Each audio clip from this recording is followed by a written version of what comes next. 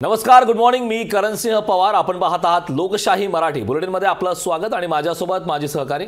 नमस्कार, मी लाघवी ओमसावन. बुलेटिनमध्ये आपलं स्वागत करते. कारण आजचा दिवस फार महत्त्वाचा आहे, कारण सगळ्यांचंच लक्ष अंतरवली सराटीमध्ये लागलेलं आहे. दुपारी 12 वाजता मनोज जरांगे पाटील ही महत्त्वाची बैठक घेतील, आपली भूमिका स्पष्ट करतील. कारण काल 10% स्वतंत्र आरक्षण देण्यात आलेले आहे मराठा समाजाला. आज सगळ्याच वर्तमानपत्रात तीच हेडलाईन पाहायला मिळते.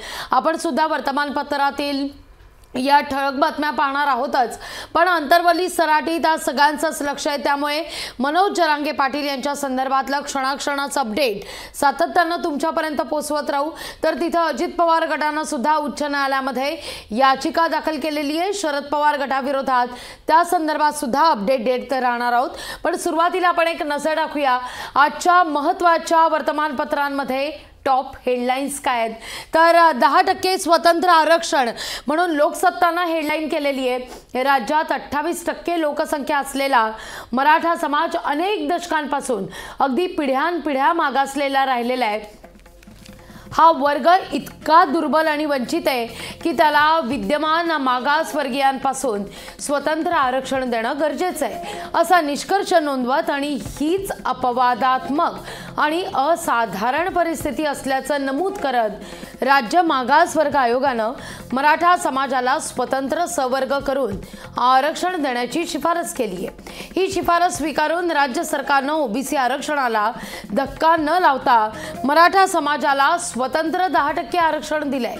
विधिमंडळाच्या विशेष अधिवेशनात मंगळवारी हा कायदा कोणत्याही चर्चेविना एकमतानं आवाजी मतदानानं मंजूर करण्यात आलेला आहे. करण, नक्कीच अत्यंत महत्त्वाची अशी ही अपडेट आहे. कारण काल जसं एक विशेष अधिवेशनामध्ये घोषणा झाली, त्यानंतर बरेच मतमतांतर येतात. यामध्ये नेमक्या पुढे काय घडामोडी घडतात हे पाहणं महत्त्वाचं आहे. वळूयात पुढील महत्त्वाच्या बातमीकडे.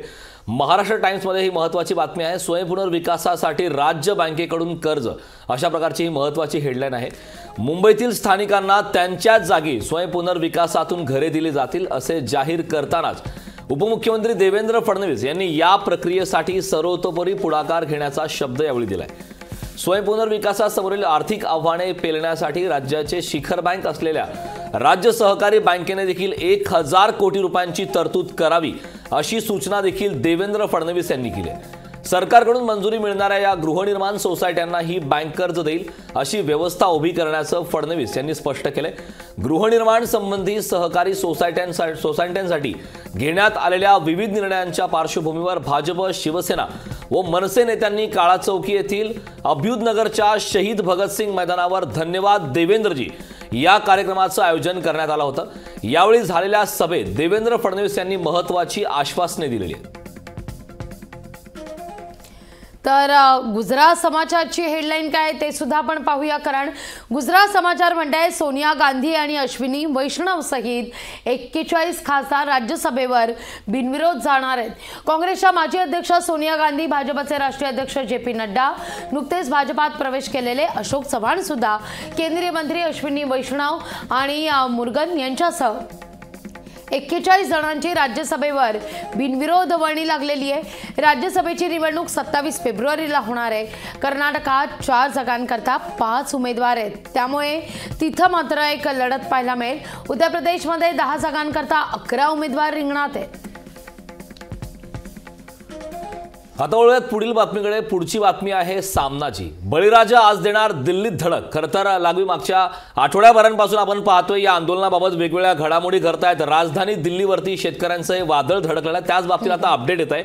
शेतमालाला किमान हमी भावासह विविध मागण्यांसाठी शंभू बॉर्डरवर ठाण मांडून बसलेल्या शेतकरी संघटना उद्या सकाळी 11 वाजल्यापासून दिल्लीत धडक देण्यासाठी शांततेत मोर्चा काढणार आहेत. सोमवारी मोदी सरकारची फसवी MSP गॅरंटी फेटाळून लावल्यानंतर आज शेतकरी संघटनांनी पंतप्रधान नरेंद्र मोदींमध्ये इच्छाशक्ती असेल तर ते शेतकऱ्यांच्या विविध मागण्यांसाठी 1 दिवसाचे संसदेचे अधिवेशन बोलावतील असे आवाहन त्यांनी मोदी सरकारला दिले.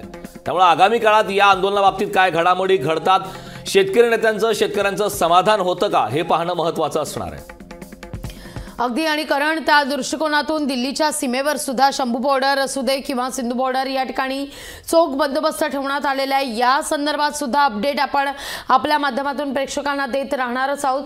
पण टाइम्स ऑफ इंडिया आघाडीचा वर्तमानपत्र टाइम्स ऑफ इंडियानं काय हेडलाईन केलेली आहे? द टाइम्स ऑफ इंडिया चंदीगडच्या बातमीची हेडलाईन या ठिकाणी करताय, चंदीगड महापौर पद हे आपकडेच आता राहणार आहे। राज्यघटनेच्या कलम 142 अन्वये पूर्ण न्याय देण्याकरता त्याला विशेष अधिकार प्रदान करून सर्वोच्च न्यायालयानं मंगळवारी चंदीगडच्या महापौर निवडणुकीत करण आप काँग्रेसचे संयुक्त उमेदवार असलेल्या कुलदीप कुमार यांना विजयी घोषित केलंय।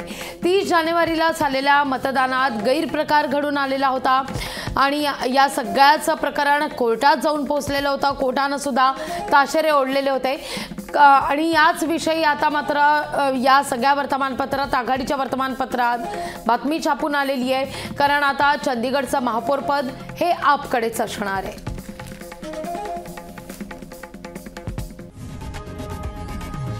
लोकशाही मराठी ऐका, पहा, जागरूक रहा।